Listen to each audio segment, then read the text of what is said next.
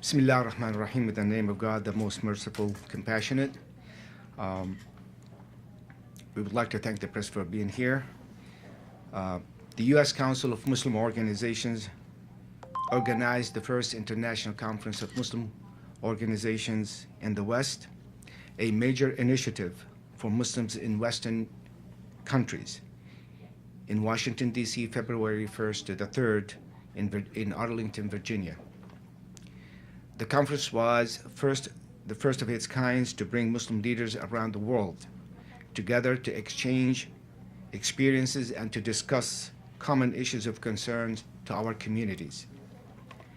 A conference of this scale, uniting the voices of Muslims across the Western Hemisphere and the world, is vital to our continued growth and development as a global community. The 200 attendees included representatives from Muslim communities and councils and their member organizations from North America, South America, Europe, Australia, and the Caribbean. International representatives presented reports on Muslim communities in their countries.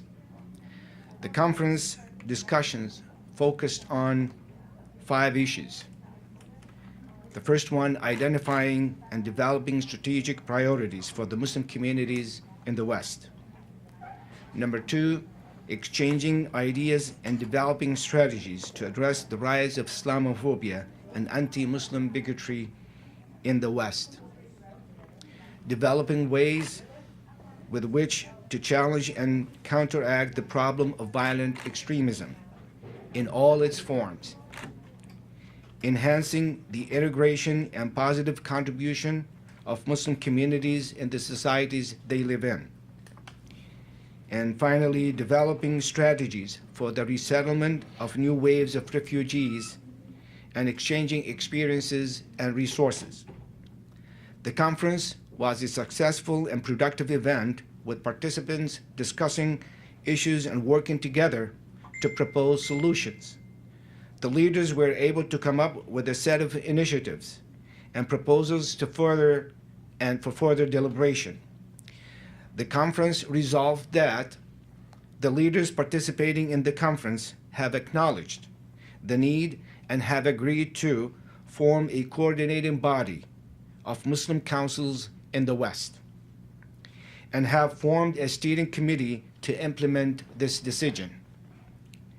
Also, the leaders will continue to engage in civic, social, political, and educational areas to better integrate the Muslims in their own countries as well as internationally. This historic conference was a vibrant, open discussion with enthusiastic participation from a diverse set of leaders who presented the Muslim community in the West. A commitment to continue such meetings which bring leaders together for a common purpose and vision for our community was also agreed upon. Thank you. That's our, anybody would like to have a question? Yes. Yes, sir. Ahmed Badir with United Voices.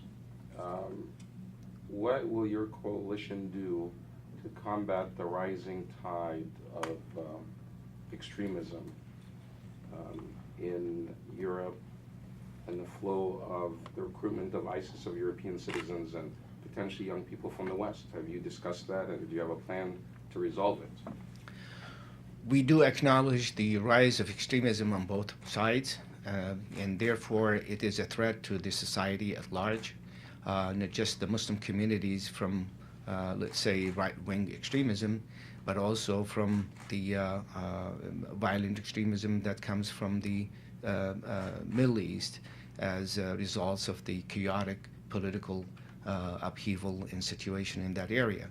And the Muslim communities in the West have been caught right in the middle, trying to fight both extremism. And therefore, it will take more than just the Muslim community to face these challenges, but it's going to be an integral part of the government, community organizations, and law enforcement and citizens to really face this. We believe there has to be a comprehensive approach to dealing with violent extremism in any side. And therefore, one single approach to it, we believe is not going to handle it. Yes. Nihad Awad, question from Nihad Awad. Okay. Yesterday, the president went to his first visit to the mosque. One, your reaction on that, and also he mentioned in his speech that law enforcement can't use engagement as a cover for spying on the community or treating him as suspect. Do you think that that visit in the mosque and his words will actually lead to policy changes? And what's your reaction about his visit to the mosque? Okay. So I think most of our organizations and communities welcome the historic visit of President Obama to the mosque in Baltimore. Many of our organizations have been calling and urging the president to take that step that was needed. And we appreciate not only the visit, but the content of his speech. He touched upon all the issues and concerns that young American Muslims, families, organizations, and communities are worried about, mainly Islamophobia, the rise of anti-Islam and anti-Muslim rhetoric, especially coming from elite politicians, and how dangerous this phenomenon is and how it threatens to destroy the fabric of our nation. Also, the president acknowledged that the concerns that American Muslims have about their privacy and their constitutional rights. And he, in fact, pleasantly I was surprised that the president cautioned against using the engagement programs with the Muslim community as a cover to spy on them and to conduct surveillance programs, something that we have condemned for many years, and I'm glad that the president pointed out to it. But the question is this speech going to translate into policy? We know that the president is in his last year, but we hope that the tone and the changes that he will make in the next few months will impact the incoming administration, regardless of who will be in the White House. So overall, I think the president's visit was important, was timely, and I know I heard some criticism from right-wing organizations and media. They have been criticizing everyone who disagrees with them, but we believe the president struck the right tone. I think in addition to what Brother Nihad said, we do applaud the president for such visit. Nothing too late, and I think the president's statement is really very well received when he said an attack on one religion is an attack on all religions. We applaud the president for pointing out that ISIS does not represent Muslims, and Muslims do not agree with ISIS, and they are the victims of the very same group.